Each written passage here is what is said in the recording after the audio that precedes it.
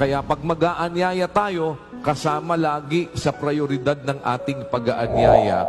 Kung maghahanda ka, anyayahan mo ang mga dukha, ang mga pingkaw, ang mga pilay, ang mga bulag, at magiging mapalad ka sapagkat wala silang sukat na ikaganti sa iyo, sapagkat gagantihin sa iyo sa pagkabuhay na mag-uli ng mga ganap.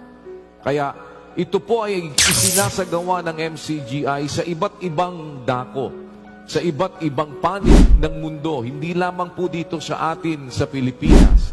At salamat dito sa Apalit, sa atin pong lugar ngayon, ay alam ko, kasama natin ang mga opisyales ng pamahalaan dito sa paglingap sa ating mga kapwa-taong nangangailangan.